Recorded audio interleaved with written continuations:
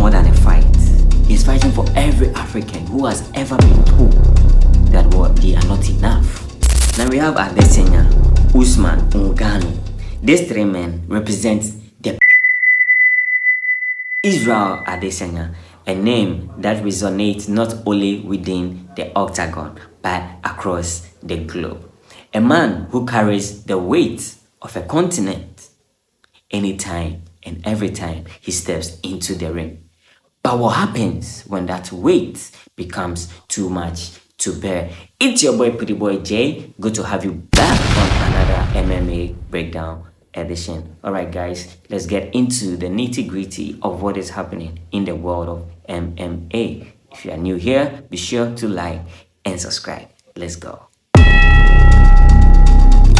So in a press conference, Dricus Du Plessis made a statement that shook the MMA world. He says, and I quote, "I am the first real African champion."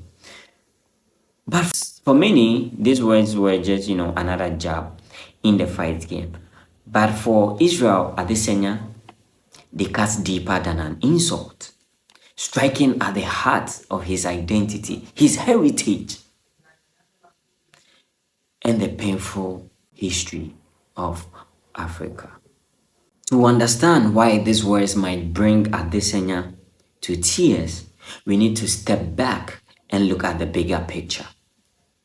A picture painted by centuries of colonialism, apartheid, and systemic racism. South Africa, a country where for years the white minority ruled over the black majority, treating them as less than human in their own land.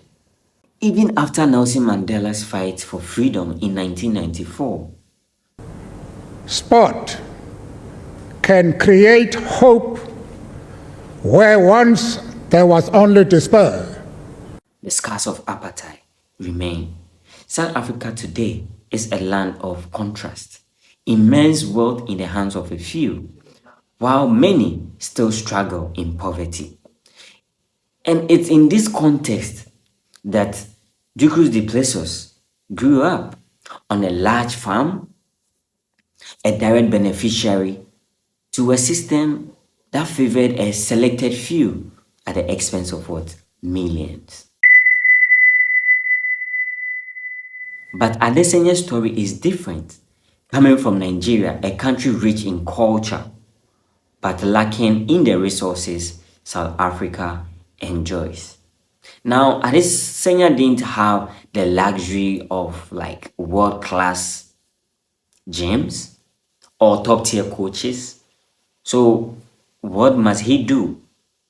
He had to japa and leave his homeland, not because he wanted to, but because he needed to.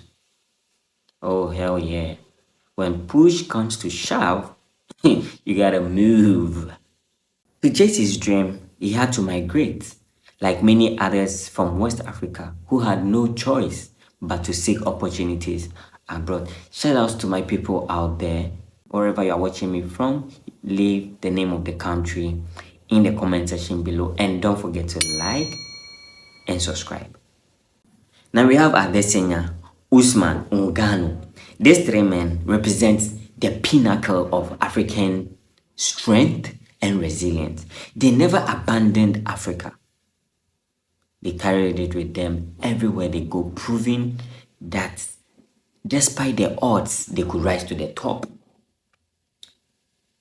Then here comes DDP questioning their loyalty, their identity, and the right to call themselves African champions. Like, seriously. Are you serious? For Adesanya, it is more than just trash talk. It's more of a painful reminder of the ongoing struggle in Africa, where you constantly experience and feel the effect of colonialism every day. Then you have DDP out there claiming he's the first real African champion. It's not just disrespectful, but it's a continuation of colonial narrative, rewriting what? History to suit his narrative? This isn't just about a title and a belt. It's about the soul of Africa. And recognizing its history, its true history, and respecting those who actually fought to rise above it.